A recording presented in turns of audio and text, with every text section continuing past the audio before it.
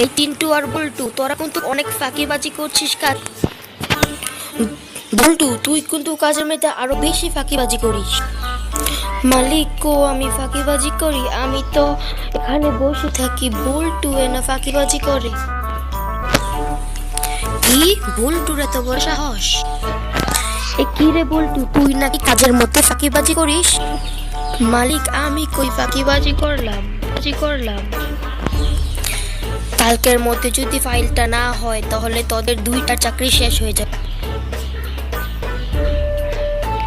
আর বল্টু, তুইও শুনে রাখ, তুইও যদি কালকার মধ্যে ফাইলটা না জমা করিস তাহলে তোর চাকরি শেষ। তোদের সাথে কথা বলতে বলতে আমার শরীর ক্লান্ত হয়ে গিয়েছে, আমি একটু বিশ্রাম করতে যাচ্ছি। আরে বল্টু, মালিক তো জানে না আমরা যে ফাঁকিবাজি করি। চল গিয়ে ডিনার করে আসি। হ্যাঁ হ্যাঁ, ভালো বুদ্ধি, চল বসের অফিস ফাঁকি দিয়ে আমরা ডিনার করে আসি। আচ্ছা দাঁড়া, দেখি বস কি করে। ও এ বল্টু, বস তো আরাম করছে। হ্যাঁ হ্যাঁ হ্যাঁ, চল চল বসের ফাঁকি দিয়ে আমরা ডিনার করে আসি। চল চল জলদি চল। আচ্ছা তাহলে চল আমার সাথে। রে, ওরা দুটাই কই যাচ্ছে?